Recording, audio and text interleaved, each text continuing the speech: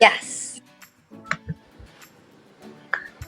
Welcome back to PodX. Our guest for today is an international mindset coach, women's empowerment and embodiment coach, yoga and meditation teacher, serial entrepreneur, content creator, singer, dancer, and so much more. Her name is Shalini Sarena. Shalini, thank you so much for being here. Even though we just connected last month, when we spoke, I felt your energy and vibes are so awesome. And I'm really glad to have you as a guest on my podcast. Yeah, it's a pleasure to be here. I'm looking forward to this conversation. When I read about you, I was really fascinated by your story, your journey to mindfulness, meditation, personal growth, and self awareness. And so, I want to dive into all those topics today. And I think the audience has so much to gain from you. So, I'm really excited for this one.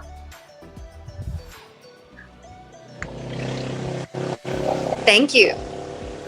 So, one of the first things which I wanted to ask you was about your belief in belonging to the world and not having a single home. You said you are an Indian born in London, brought up in America, and being a citizen of the world. So, what do you mean by that? What do you mean by being a citizen of the world? So, I was born in England. My mother was born in Singapore, and my dad was born here in India. They had an arranged marriage in England, however. So I lived in England up until age 11. And at that point, I moved to America. So I was in Miami, Florida for 10 years. Then I moved to San Francisco. That's when I started working more deeply in the tech space. Then I moved to New York. And then most recently in America, I lived in Los Angeles. However, now I live in India, Goa. I'll show you my views here. Lots of greenery. Very grateful to be living in India. This is my first time living in the motherland. And last year I was mainly living in Bali. So I've built a lifestyle where I can live wherever. Most of my work is done online. I work primarily as a mindset coach. So I meet with my clients via Zoom. I'm a yoga teacher. So wherever I happen to be, I just do pop-up classes. I'm in Goa at the moment, as mentioned. So I'm teaching yoga at the W Hotel here in Bagator. And I just did a really beautiful retreat at this property in Ashram called Vayu. It's an oceanfront property, and the whole theme of the retreat was clarity and renewal. And a lot of times people hear my accent, and I also speak Spanish because I lived in Miami for 10 years and I love the Latin culture. I'm so grateful to have lived in that Latin culture for 10 years of my formative years, my high school, teenage years, my early 20s, because there's a lot of warmth in that culture as well. So I've never really felt like I fit under one label. Actually, none of us do. We're more than our accent. We're more than the languages we speak. We're more than our haircuts, right? And so me living in this way where I live in different places, what it allows me to reinforce is the truth that we are all one. And everywhere I go, even if it's a new city, a new country for me, I always get met with love, with magic, with incredible synchronicities that unfold. And that is because at the end of the day, my home is not attached to anything outside of me. It's not attached to a city or a country or a particular building or anything. My home is in my breath. My home is anywhere I find myself on this earth. You know what I'm saying? Like it's dissolving any of this attachment to 3D things and recognizing that we're energy and we're always at home because we're connected with everything. Wow. Okay. The breeze that you feel, right? We're connected with the oceans, all of it. I think that was a really beautiful answer. And I think I read this somewhere also that humans are just a bag of emotions and energy. So, even when we walk in the ground or something, in a way we're connected. And, you explained it in a really nice way. So that was it. Thank you. So, one thing which I want to talk about was we're not taught about understanding who we are. We have meetings with everyone, but fail to take time for ourselves to really understand who we are. So how did you discover your identity and who you wanted to be? Yeah, so I'm doing a lot of things out here. Remember, we're human beings. We're not human doings. And I feel a lot of time there's so much pressure on like, okay, this person is the athlete and this person is the academic. And I have really expanded in my range of, hey, I'm the entrepreneur and I'm the creative and I'm the musician and I'm the author and I'm the model and I'm the whatever else would come through, right? Like we're more than these external labels. So this element of, you know, who he, it's essentially what is your truth, and in covering, like getting to your what comes easily. What is it that when you are doing, whether it's painting, whether it's writing, whether it's dialogues with people, and getting to the core of what is it that when you are doing those things, it just ease, and that is what you follow, and knowing that that can evolve over the course of your life. Background is tech. I was producing hackathons, like really nerdy code. Amazing. I learned so much, and my network in the tech industry grew tremendously because of that time. And I'm still involved in tech in some capacity. However, primarily right now, my work is in this personal development space, gatherings, these kinds of dialogues, and it's all about really slowing down and not putting so much pressure on yourself of like, oh, I need to be doing this thing. Society has told me that by this, you know, the path to this looks like this, or by this age, check mark. There's no rules. The way that you get to flow in a life that feels really genuinely enriching is when you listen to the wisdom of your heart. You do the things every day that clear your body, right? And you listen to the wisdom of what is your body asking of you. You know, when you meet somebody or there's an opportunity that comes your way and you're like, oh, this is something that I can trust. This is an opportunity that really excites me. This is somebody that I trust, and we're definitely going to build a friendship here, a relationship here, a partnership here, right? Your body so that's how you flow in a way that gets to feel in harmony and in integrity with who you be. I think that is one thing which is really important, and I did learn it the hard way. So basically what happens is, you know, when we don't experience something, we can't really tell how it is. And so I think that's what even I think I spoke earlier in another podcast also, my guest said this, that we need to take out different experiences to really discover who we are, and, you know, to get to know what do we really want to do. Like you said, you've been in the tech space, you've been in the meditation space, you've been an actor, model, you've done different things, and you're trying to find out and discovering who you are rather than just sticking to one thing. So I think that is very important too. Right. And the thing is, having that fun with that full expression and knowing that we are more than these external labels. This is going to sound very cliche, but it is true in the sense that we are nothing and we are everything. Right? When you feel the gentle breeze swirling around you, you are one with that breeze. You are connected to everything. When you look out to nature, when you see the beautiful ocean, the beautiful sunsets, like all of that. It's not like nature is just this thing out there. You are a part of that. And it doesn't need to have all these labels with it. So we are these beautiful spirit souls. We are energy, and we came here to this earth to have a human experience. And so we get to have that interesting balance of both. We get to play in the human this is a fun human game, and maybe today your focus is on doing a podcast and, you know, writing a blog post, and maybe tomorrow your human, the way that your human is choosing to play, is playing frisbee, learning more chords on the guitar, and dancing for a solid 2 hours. You know what I'm saying? It's just being in your expression, allowing yourself to take up space and live in that full radiance, because that's our birthright. But have you watched the movie The Matrix? Yes, of course. Oh, so do you think it's something like that it's like a simulation that we stay in, or is it like, you know, because we're here for a certain period of time. What if we're like, I just had this thought once that what if we're actually asleep and this is just a simulation, and most of us haven't even awakened yet, and maybe the path of spirituality is helping us get into that awakening process or something like that?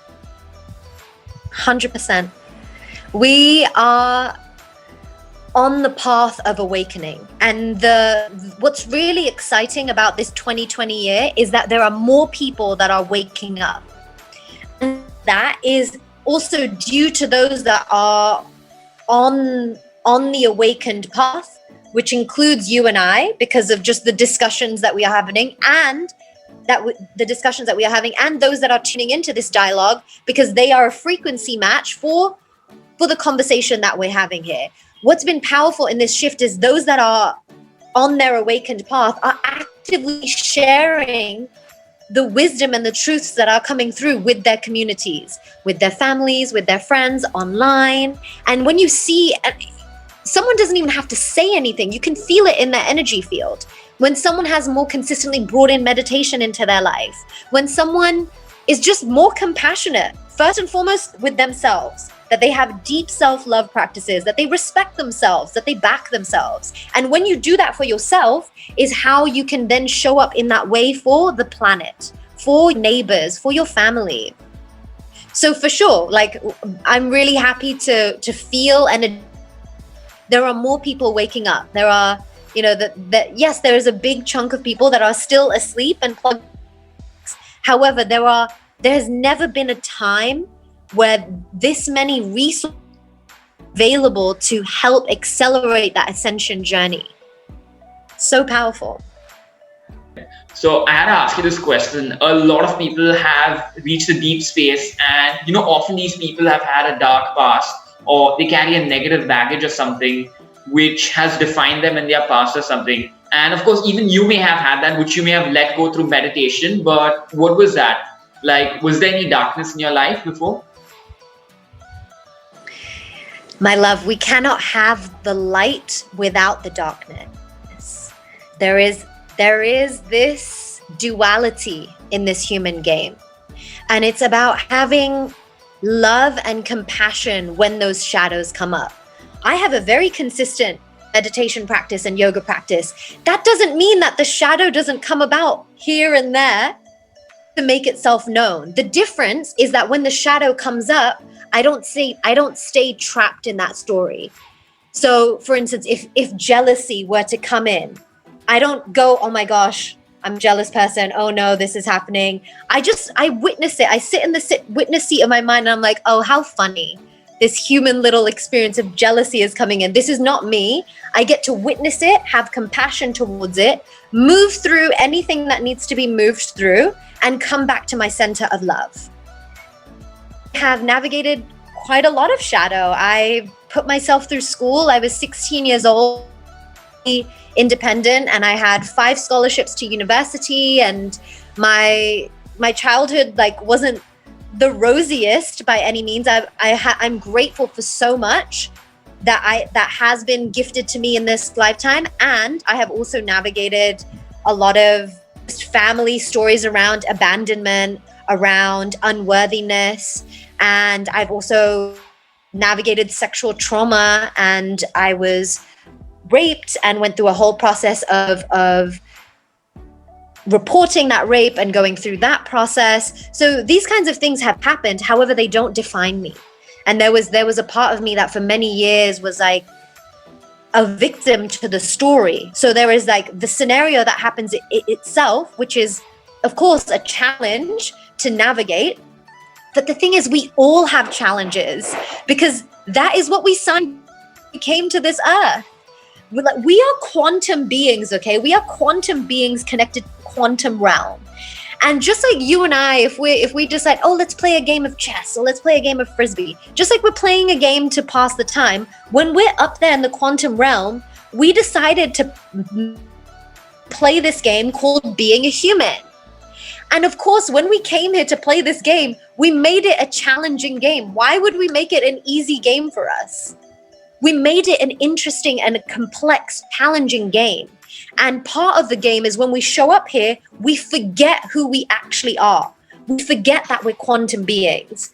I mean, children, sometimes if you look at very small children and you look at their eyes, or they'll say something very profound, because they're connected. They still remember that they're part of that that oneness, which we always are. But part of the human game is like you forgetting and you kind of being trapped and caught up in the external, in the 3D. I just wanted to interrupt. Exactly like just before this podcast, I just read this quote. So on my Instagram, I follow a lot of these spiritual accounts and all that stuff. And I actually read this thing that kids up to the age of 6 or 7 or 8 are actually more closer to the spiritual realm. And that is why some of the things which, as we grow older, we start getting defined by society. And as we grow older, we start losing that connect with the spiritual realm. While that's why when kids say something, we may find it crazy, but it's actually in reality because they may be closer to the spiritual realm. That is what I read the quote. And it was this beautiful quote. And that's what I was actually thinking about it. And you just spoke about it. Yeah. Kids are so light and so free. They're so not in their heads. When you think of a child going to oh, I'm insecure about the shirt that I'm wearing, and what happens if no kids play? They don't care. If no kids don't want to play with them, they will just play with the grass or find a box and with their imagination make this incredible scene. And because they're just in the space of joy and love and peace and acceptance and celebration. And so spending time with children can be such that reminder that we have never, that sensation has never gone out of us. It's just that, as you mentioned, as we grow older, and that's part of the human game, it's a matter of like the human game will matrix you in and be like, no, but you are your status of whatever. Where it's like, no, actually I get to be in this space where I remember that I'm one with everything, that I'm energy. And so that's what it's about. And also another thing which I wanted to add to that. So there's this book, Autobiography of a Yogi. And he says a similar thing. He doesn't talk about it as a game, but he says there are like 7 phases of life. Not about this life. So there are like 7 worlds. And Earth is like the 3rd or 4th world. So once we pass away from here, we move on to another world, then another realm, until we finish the 7th realm and we connect back to the whole ball of energy, which you would choose to call universe, energy, or God. And then we start all over. So that was a really beautiful thing. And there are different phases. So I think the last phase is like a pure bliss stage where, sometimes when we go to sleep and it's been like, when we wake up, it's been like 3, 4, 5 hours. And we just don't know what happened and all that stuff. So, and that's the last stage of the earth where we feel this immense amount of bliss and we don't know what's happening. That's like, so I think it's like different levels, and then level 7 is like Jumanji or something. Yes, and you get to experience those layers now if you choose to. You get to experience the state of pure bliss, of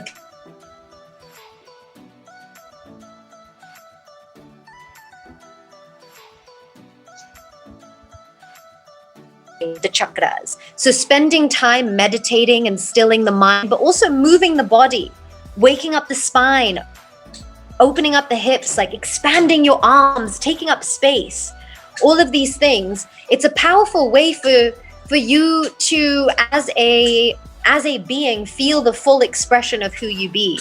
And you cannot help it. If you're in a space where you're jumping up and down, you're singing your favorite song, you're dancing around the house, you are naturally going to this rush of joy and bliss, and that is always available to you.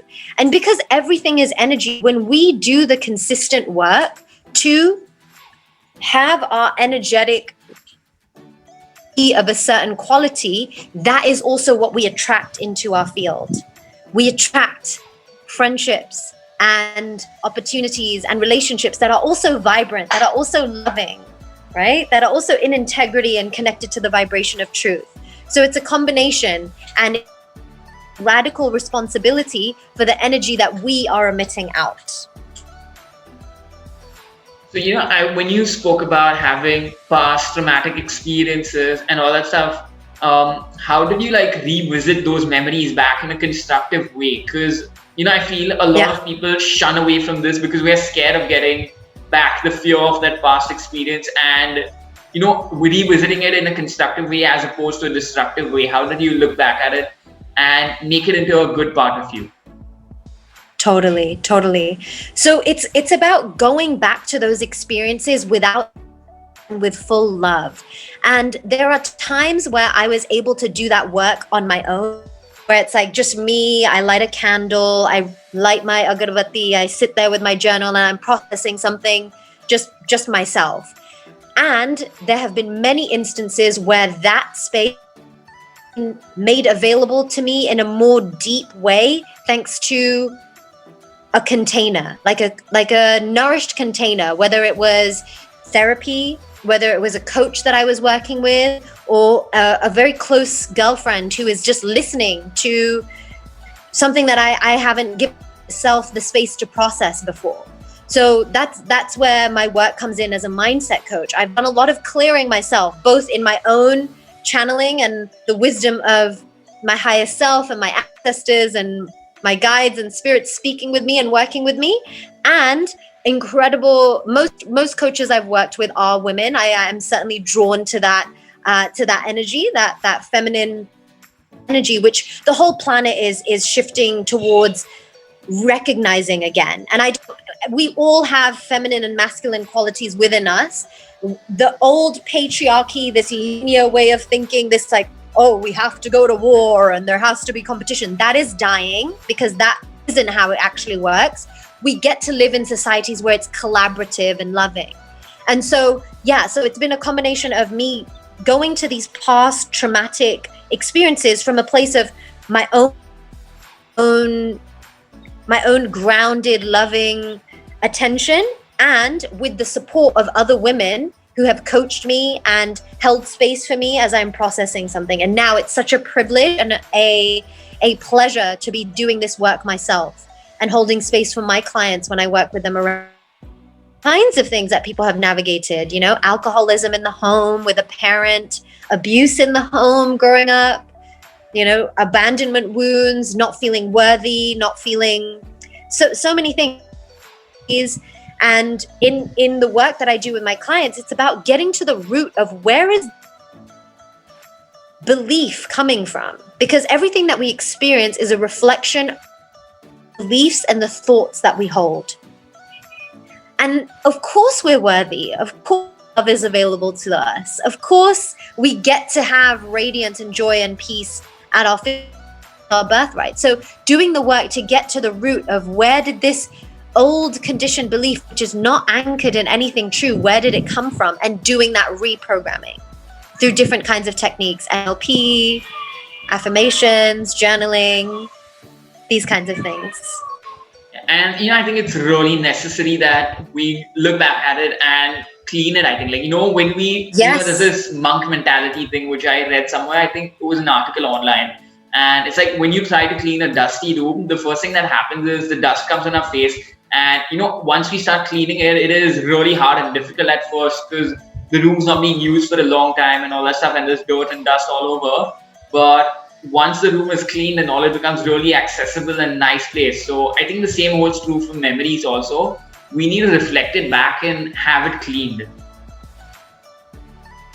Yeah, clearing it and not being attached to like, this happened, so this is true of who I be. It's about facing the memory and the scenario and the experience with love and processing it through and just clearing any stickiness that may have come from it.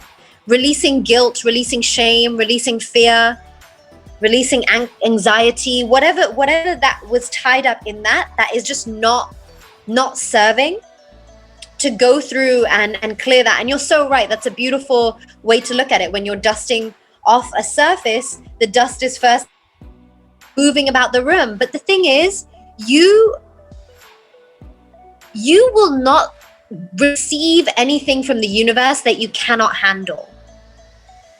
So when that dust is flying about, you've got it. I know it might be a little thick and like, this is hard. But you can handle it. You can handle it.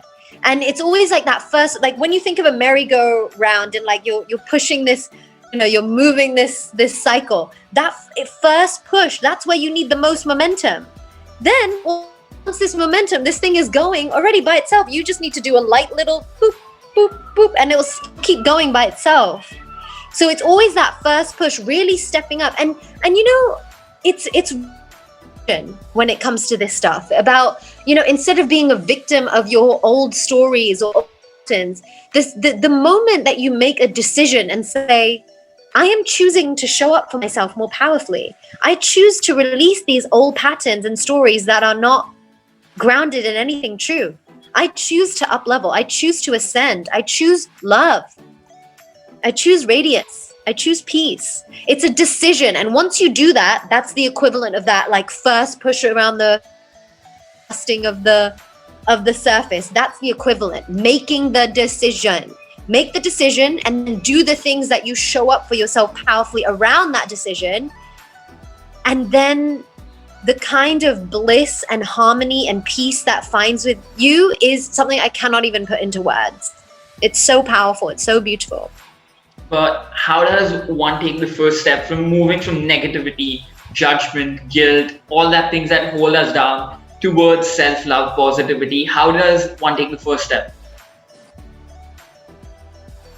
So it's about listening to what would support you. Are you able to take that step yourself? If you are, then amazing. There's a lot of tools out there. Meditation, yoga, doing gratitude before your meals. So something I do is I rub my palms together. Anytime I'm going to eat something, I put my hands over my meal and I just say thank you to all the farmers who grew these crops, to the person in the kitchen who cut up the fruit, to the person who made the plate, and then whatever else gratitude comes in. And then there's different practices around getting in your body. However, if you feel you don't have the internal strength to make that shift, or in even labeling those things as negative, because it isn't negative, positive. It's just something that happened. We don't it so heavily. It's just something that happened that is having a certain grip on to release. The other step is to look for support, and that is working with a coach or going through therapy or whatever. So the thing with therapy is it's more connected to the past, like, oh, this happened, doing that clearing. And the difference with coaching is it's going to extracting the wisdom, extracting the lessons, and implementing it in the present moment.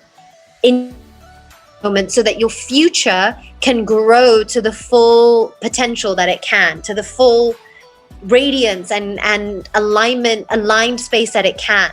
So it's a matter of you tapping into yourself. It's making a decision and saying, I don't want to be in these old patterns or these emotions that feel negative, and I wish to be in a more clear state. And if you have the space, the grounding within yourself to welcome in practices, then meditation, mindfulness, there's so many things, right? Even doing like a 1-day fast or something, just clearing your system, journaling. However, the best and most accelerated way to go along your ascension journey is to work with a coach. And it's all about resonance when you're working with somebody. With anything, I mean, even if you're looking for a new housemate, it's about the energy, right? Do you working with that person? Do you feel that your highest self is held there with full sacredness? Do you feel that you're able to bring your full self and that it's held in the energy of unconditional love and unconditional, right? That's what it's about. You just spoke about fasts, and I wanted to ask about this. So you've done all sorts of fasts, you've done diets and all that stuff. So I really wanted to know, how do these fasts and diets and eating certain types of food impact our mental health and physical health? Right. So we have been given this physical body as a gift. This is how we're experiencing this this earthly plane. So we didn't incarnate as ants. We incarnated as humans, and we have the ability to have such intricate dialogue, and we have these beautiful senses where we can taste and we can hear beautiful sounds and all of these things. So the way that you take care of this physical body has such impact on your spiritual path, because currently your soul is being housed in this body. So it's important for us to take care of this body. It's important for us to get good rest, because that's how our body recuperates. And in terms of eating, I'm basically vegan. I don't eat eggs. I don't eat dairy products. However, India, I make my own food. On my dosas, I sometimes use ghee. So that is also something that I will maybe phase out. However, ghee feels fine for my body at this moment, and so I'm vegan. I eat a lot of fruits and vegetables. I love fruits. I love vegetables. And if you think of these elements, they grow from the earth, right? And so the wisdom of the plant, like that is what you are eating. When you take a bite of a delicious pear or a passion fruit, it's just like that is pure prana, that is life energy. However, if you choose to eat meat, again, there is no judgment. Like, you know best, whatever resonates with you. Personally, when I look at dead flesh on a plate, it's just no need. The earth gives us so many yummy things as it is. I don't feel there's a need for me to be a part in the killing of another being, right? And if you think about what makes meat yummy, it's the seasoning that you put on it, the salt, the pepper, the on it. But meat itself, is it actually nourishing food? Not really, actually. It's like the moment something dies, it's decaying, it's rotting. You know what I'm saying? Whereas the difference of like plucking a fresh grape or like peeling a fresh banana, and like you're welcoming in that kind of prana into your field. And yes, I have recently had more experience with, and I haven't done any like major long fasts. I've just done 1 day fast where I'm just having water. And then recently I did a fast for 3 days where I wasn't eating solid foods. I was just having, and then I had 2 juices, a watermelon juice and an orange juice. I just did that for 3 days. And I feel, every month or so I will give myself another like 3-day fast or something like that, where I support it with that water, and maybe eventually I just do water for like 3 or 5 days. But it's just a matter of listening to the wisdom of your body. And what that does, it shuts off your digestive system. And our digestion system like uses so much energy. So when we give that a pause, it's important that when you are fasting, that it's not during a hectic time. It's not during a day where you have to do 12-hour days at the office or whatever. You're fasting during a time where you can really rest, take warm baths. Maybe you get a massage, maybe you just have like Shanti music playing in the house all day, and you're doing work that isn't super strenuous. You're not like doing manual labor where you're building a table or something. It's just shant vibes. And that is helpful because it allows your body to reset, and it releases toxins. And yeah, it's really powerful to do these kinds of things. Our bodies are so wise, and our bodies inherently know how to heal. So I would recommend, there's things like intermittent fasting. Again, it's all dependent on what resonates with you. And that's where meditation helps as well. Like, the more you welcome in these consistent practices, your body will tell you, your body will speak to you and say, hey, it's important for us to have cleanse right now. Or, hey, let's have 2 days of silence. We don't say anything. We're just meditating all day. Like, your body will ask you these things. It will say, hey, let's go on a vacation and just spend time in the forest, whatever. Like, this kind of clarity will you, because as you're doing your meditations, that's what you're doing. You're opening up the channel so that the wisdom of your higher self, of Mother Earth, comes in and can speak to you with more clarity. And you're able to listen from a more attentive space. I want to add 2 things. So first of all, the first part which I really wanted to add was I didn't want to interrupt, but like you said, eating meat and all that stuff. So I read it somewhere that when a chicken is taken to the slaughterhouse and it knows it's going to be about to be slaughtered, there's a sense of fear which runs within it, and that's why it starts flying away and all. And when we kill that chicken, that sense of fear and all, it's all within its cells or something. And when we eat the meat, all those fears, all that anxiety, all those negative feelings when the chicken felt while it was dying comes within our body. Yeah, exactly right. Everything is energy. So if that chicken is like in this state of like fear and worry and frustration and pain and sadness, then we're ingesting that. And there's just no need. There's such an abundance of amazing fruit and vegetables. Like, we don't need to put that in our body. It's dense, and it on of things as well. Like, meat takes a way longer time to digest in your system, so it's using way more energy as well. I would welcome anyone here who has a meat in their diet at the moment to just try 1 week being vegetarian. And many of us who may be listening here are based in India, and you can make such yummy Indian vegetarian food, and any food. Like, I grew up in England and America, and the vegetarian food there as well. I mean, veggies in and of themselves are so flavorful, right? You bite into a watermelon and that is nature's dessert. Are you kidding how yum a watermelon juice can be? Wow. A little bit of mint in there. Whoa. Nature's incredible. She gives us so many gifts. There's no need for us to be greedy and harm other beings. There's just no need.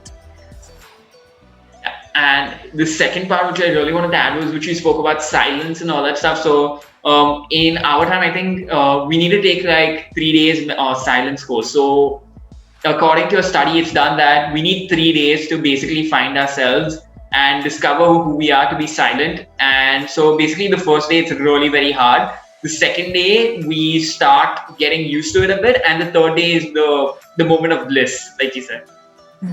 Yeah. So I have done a Vipassana, which is a 10-day silent meditation retreat. And I'm glad I did it. It's not necessarily my style of meditation. I'm very feminine and fluid, and I like to do moving meditation. A lot of times my meditation is a dancing meditation, or, I love to write as well. However, now that I've done that, I now have the tools to give myself my own silent retreat whenever I want to do that. And as you mentioned, it's so powerful just to slow down, not have so many distractions. So I live alone, and I love living alone. Actually, I have a 3-bedroom home to myself in Goa, and to have this space. And in the mornings, sometimes I'll listen to mantras. I wake up very early. I wake up with sunrise. However, much of the time, I'm just listening to the breeze. I'm listening to the birds sing their morning songs. And one thing I really appreciate from when I did my yoga teacher training in Bali in 2016 is, these are full-on days. You're doing a training, right? You're not only learning how to cue a yoga class, you're also doing a lot of your own deep inner work. And what I loved, and I've actually incorporated this in a lot of the retreats that I now hold, is in the morning, it's silent. If you are coming to do your morning practice, you don't come and grab your mat and just like flop it on the floor, and you're not just having dialogue. How was your dinner? Oh, how was your morning? No conversation. You can have a loving smile and share a little namaste gesture, but very lovingly place your mat down, put down your bag, have a sip of your water, and get into your morning practice and allow it to be in silence. And weaving in these moments of silence into your day, for me, especially in the morning, is pure bliss, because it allows you to just slow down, watch your thoughts, and also just weaving in silence throughout. We have 2 ears, right? And just 1 mouth for a reason. It's more important to listen and take in and have that processing, and then speak with pure intention. I've done a lot of work around the throat chakra. Our words carry so much power. So to really slow down, when we speak out loud, what we speak out loud is a reflection of the thoughts and the beliefs that we hold. And this is why I love journaling as well. Sometimes I'll be journaling and I'll literally catch myself, like, write something in the past, something in a way that isn't as empowering as it could be. And then I'll shift it right then and there. So this is what this game is all about. It's all about expanding your awareness. And as you expand in that awareness, being of deeper service to the collective. like you also said about the words having power and all that stuff. So that's what happens in manifestation also. A lot of times what we say, when we keep on saying it slowly, the universe starts believing in it. It tries to get it towards us. So, when someone keeps on saying something negative, that becomes our reality. When we keep on saying something positive, it becomes our reality. Yes. More so than the words, however, it's the actual energy and frequency that you hold. There's some people that they say they read like a article online about manifestation, and then we have a call and they're like, Shalini, I've tried the whole manifestation thing. Like, I've looked in the mirror and said, I am abundant, money is coming to me, I am worthy of love. But if the way that they are saying is like their energy doesn't actually believe that, and their words are here, but are they in integrity with those words? Then of course that is not what's going to come into their field. It's more than the words that you are saying out loud. It is the energy that you are emitting out. And that's where we find full harmony in our lives, when we are in integrity with the thoughts that we hold, with the words that we choose. It's the best feeling. I'm so grateful. Like, I've had so many powerful shifts in my life. Yes, over the past several years, but this year in particular. This is my first year living in India, by the way. And I've just been so blessed by this land, like feeling the energy of 2020. I mean, come on, numerology wise, when you think of 2020, this is the year of clear vision. It's been a shaky year. This hasn't been the easiest year. However, it's been a year that is here for a reason. All the shakeup and everything that's coming up to the surface to be purged. And again, we can handle it. The universe would never give us something we cannot handle. And I think I just wanted to tell you this. So I asked this to a lot of friends also. For me personally, 2020 has been the best year for me, because in terms of I think I got into spirituality, manifestation, and all really very recently. I told you about that. That was in 2020, and 2020 gave everyone the time to discover who they wanted to be. Like, everyone had a choice if they wanted to watch 10 different seasons of a Netflix show, or they wanted to get to know who they wanted to be and all that stuff. It was a choice for everyone. And I think for me, I took the choice of, I did watch Netflix shows. I'm not saying I didn't watch it, but I also spent a lot of time trying to discover what I want to be, getting into different parts and all. And also I wanted to add on manifestation, which is that, we can't force it. Like in the people read the articles and they say it and all, but like you said, it has to come from within. And, I was really lucky that I realized subconsciously I was manifesting a lot of things. Like, I used to talk to myself a lot. I still do it a lot. And I never knew I was manifesting it. Even so many of my podcasts, I used to just think about it, visualize it, and it turned into a reality. Yes. And I was introduced to this term manifestation very recently, but I had been doing it subconsciously for, I think, a year or two now. So I think that's one of the things. That's amazing.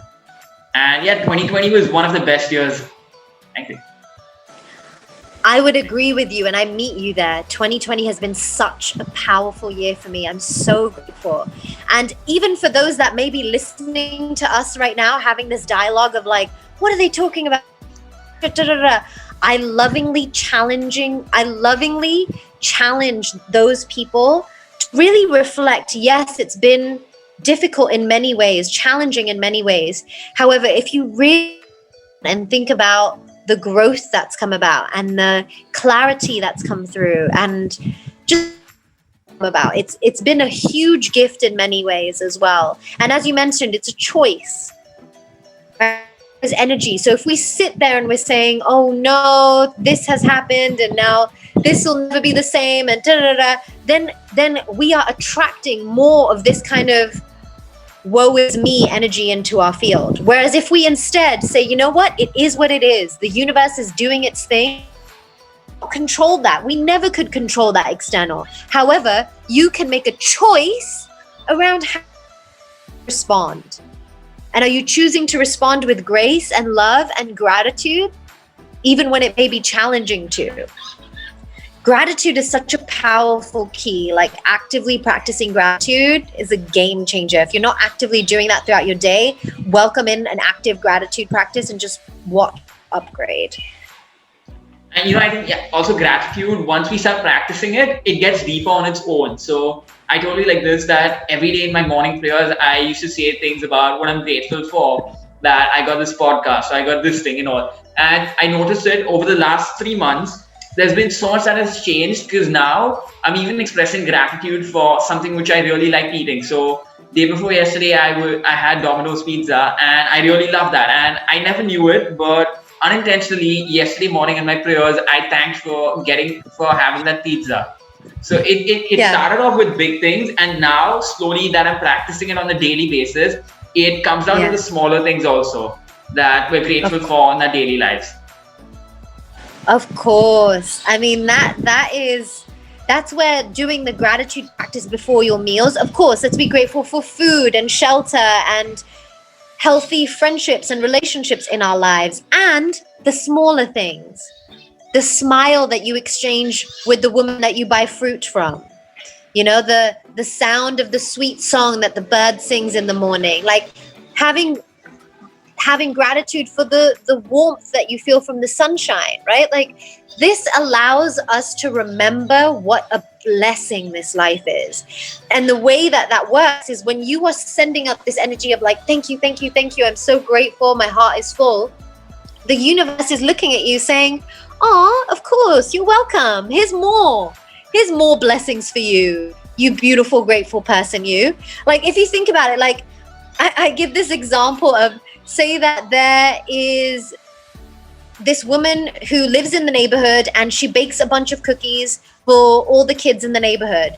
And she goes to all the kids one by one. She's like, oh, here, have a cookie.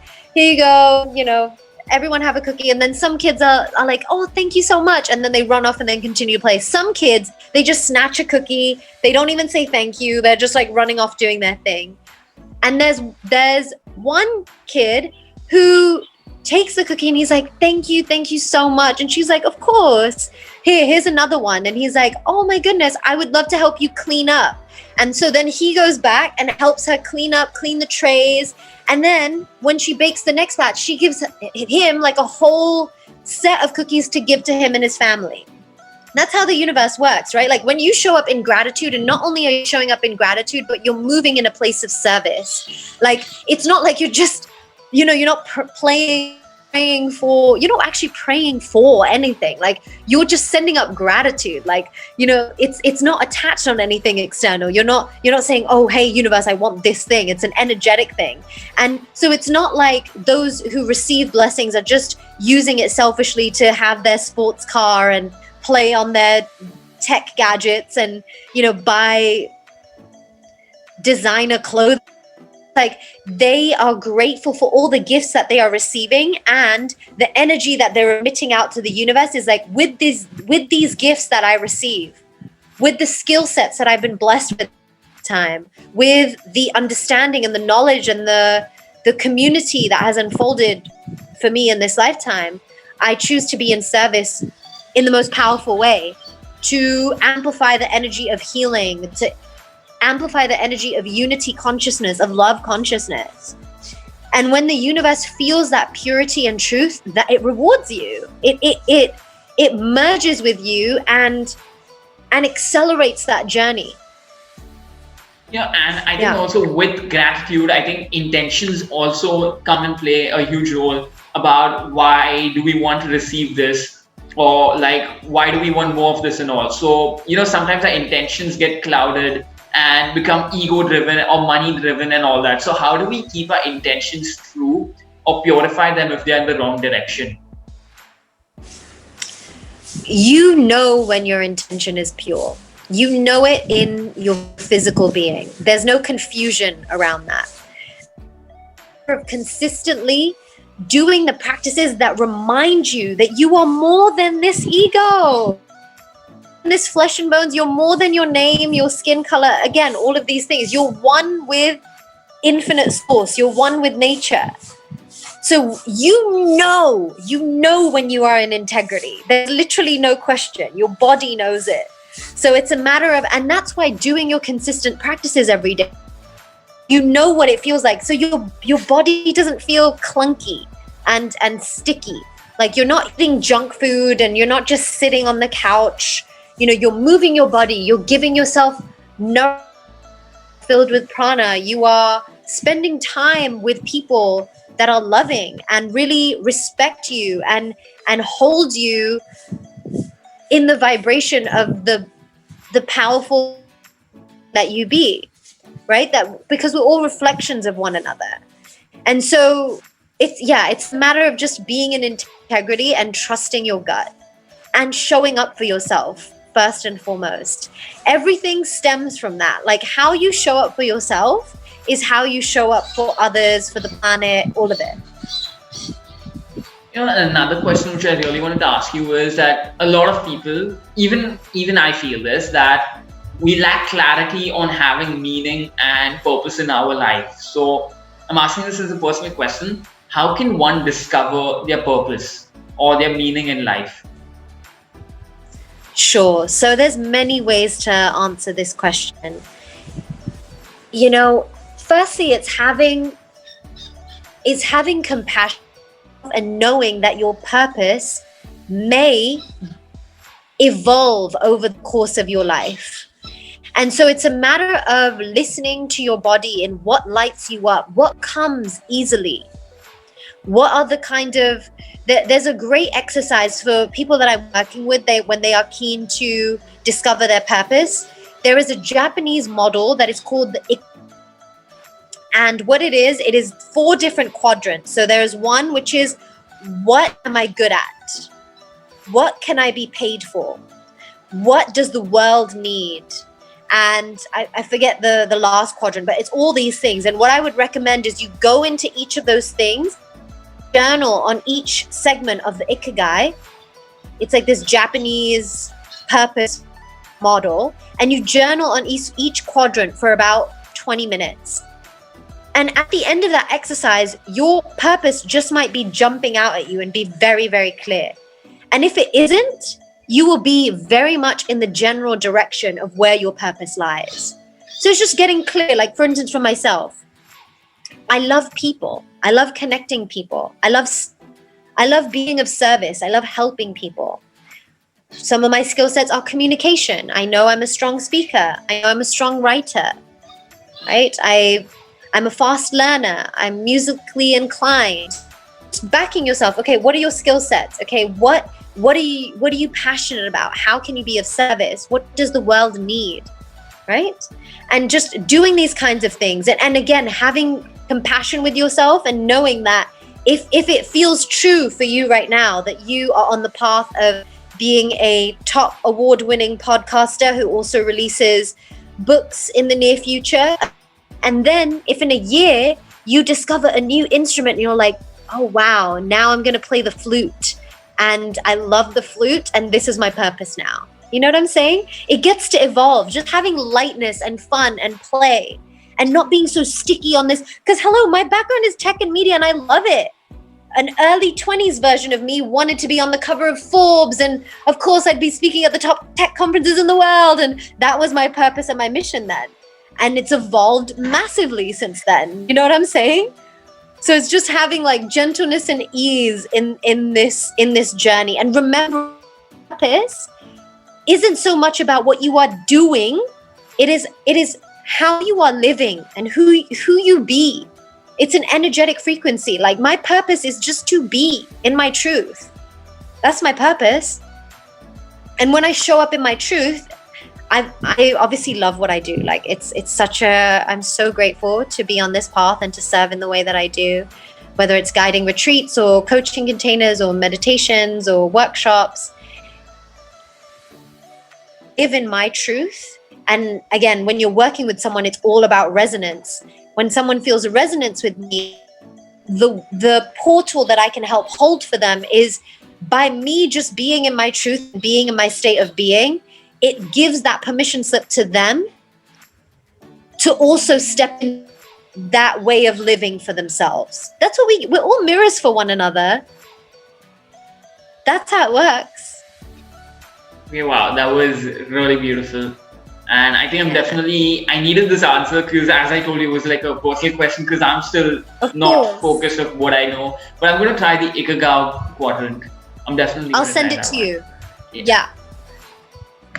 And another thing which I really wanted to ask was, which is like a really broad question, so it can get deep, Yeah. which is that, firstly, what kind of meditation do you practice? And the deeper part goes, what is the end goal of meditation? So my meditation practice every day, because I'm a yoga teacher myself and a meditation teacher, I guide meditations. I'm really drawn to sound. I allow my practice to be an intuitive flow. That's what I call it. When I'm guiding a practice, it's like intuitive flow is what it is. And it's a blend of movement, sound, and breath work. So it's very Kundalini inspired, meaning I work with the energy channels across up our system.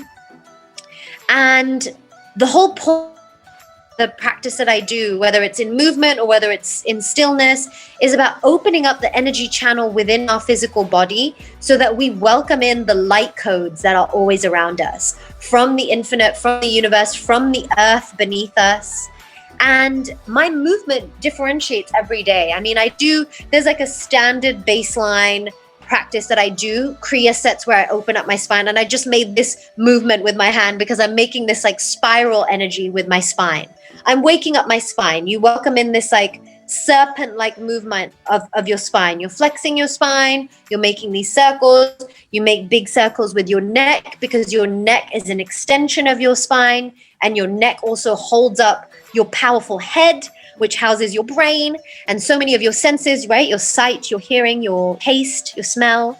So there's always like a baseline movement that I do around just like morning practice.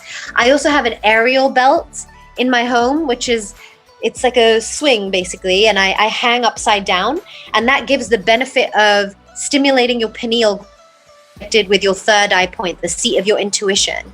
And so you can receive that kind of stimulation doing breath work, kinds of things. However, I really like hanging upside down because it gives you all the benefits of a headstand. However, it's in a restorative position. I'm not like putting up a lot of effort to hold myself upside down. I'm in a restorative position, and all the blood is rushing to my mind. And it's just a powerful surrender, a surrender practice as well. I have an acupressure mat that I use. I'm doing more yin yoga. I'm actually doing a yin yoga teacher training next month, which is more connected around the myofascial tissue and the meridian line, like it's like self-massage basically.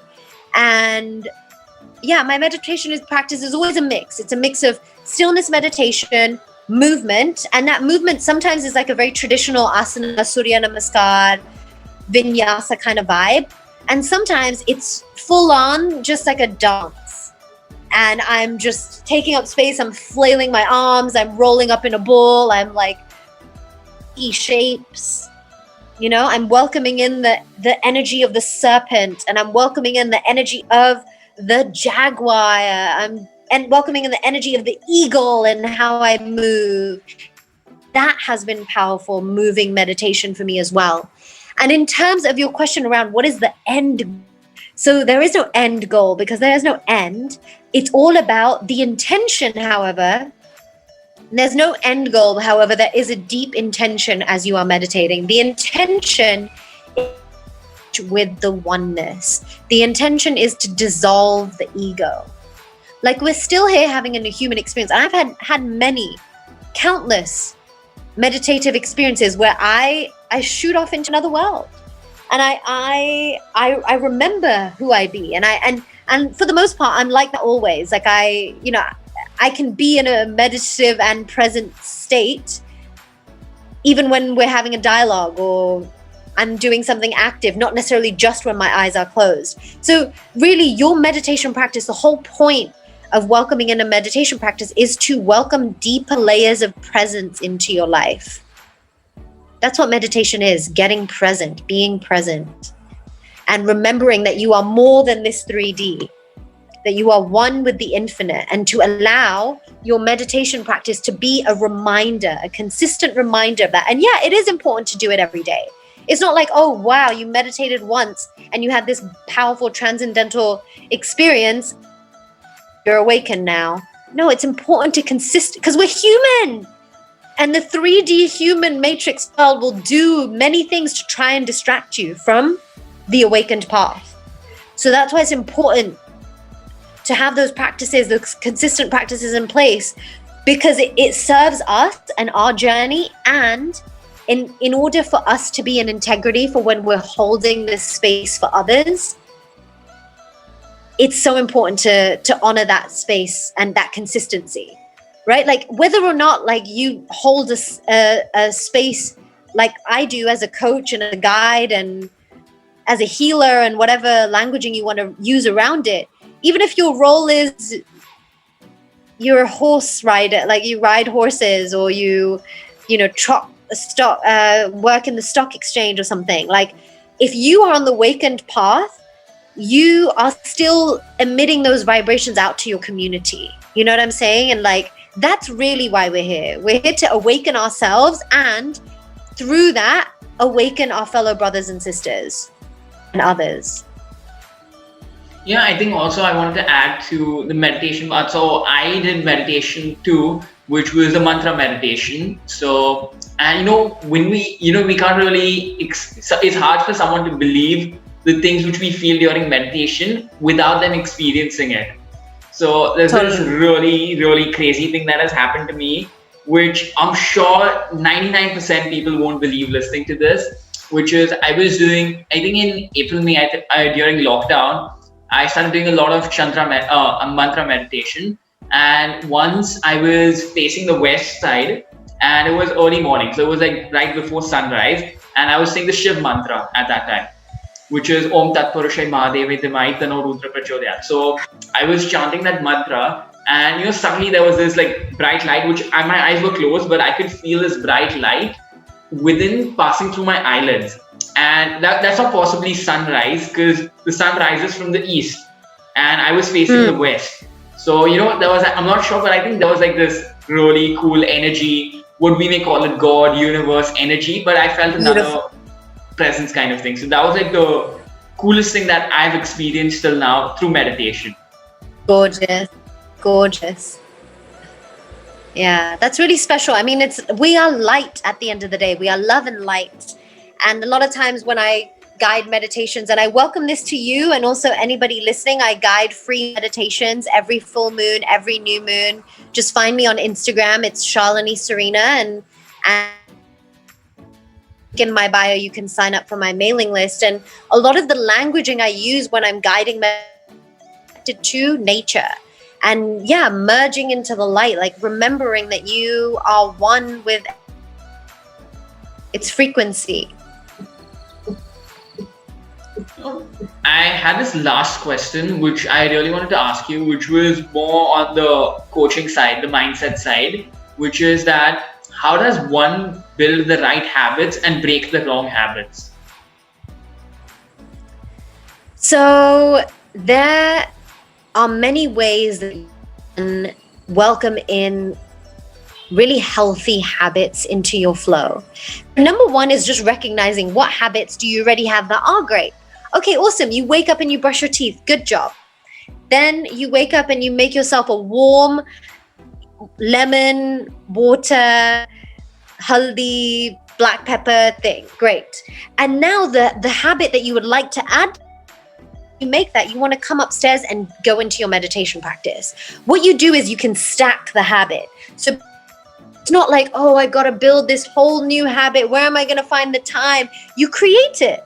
You make the decision, just like you do with everything. And so it's making the decision, and just to say, if meditation is new for you, it's also making sure that the habit isn't far-fetched, this new thing. Like, say you've never meditated before, to be like, I'm going to have a 90-minute practice every morning. Like, you're setting yourself up for failure if you're doing that. Like, making sure that these are habits that you're welcoming that are achievable, so that you can celebrate them and then grow it from there. So if you're new to bringing meditation in, and then, stack the habit, be like, okay, I'm going to meditate after I do my after I brush my teeth, after I make my morning warm lemon tea, and then I will meditate for 10 minutes. And that is totally manageable. And then once you do that, you recalibrate and be like, okay, this coming week I'm going to do 15 minutes. Okay, this up the week after that I'm going to do 15 minutes, and then I'm going to move my body. I'm going to get on my mat and do 5 rounds of Surya Namaskar. Or forget the mat, dance around my house for 15 minutes, full power. You know what I'm saying? So that's how you welcome in really healthy habits, is seeing, firstly celebrating where have you already established habits, and so celebrating that and knowing that it's not hard, like you already know how to set up habits, so being like, oh, I got this, taking the habit on top of that. And number 2, setting habits that are realistic and achievable and celebrating them and growing from there. I think I need to try that also. So I've been trying to set up new habits, but I think it's like unrealistic goals, like you said, which is trying to say I'll do this 90-minute meditation or something in the first day or something, which is not possible, obviously. So yeah, I think I'm going to try the shorter period ones. Amazing. Yeah, compassionate with yourself along this journey. I just really had a great time. Shalini, thank you so much for being in this podcast. I had a great time. I just want to tell you this. When I see you talk about this, when I see you share this message, I get so excited and activated, because there are like so many people hearing you, so many people watching you. And then when you talk about all this, it explains the meaning and purpose of impacting lives in a positive manner. Thank you for this beautiful reflection. So good to get to know you better on your show. And we're in touch now. So any questions you ever have along your journey, just message me, okay? And, those that are listening as well. I'm here to be of service. I enjoy. I'm here to be a resource. If I can serve you along your journey, send me a message and let's continue to be in touch. I'll be linking Shalini's handle so y'all can follow her on Instagram and check out her website and all that stuff. So Shalini, thank you so much once again.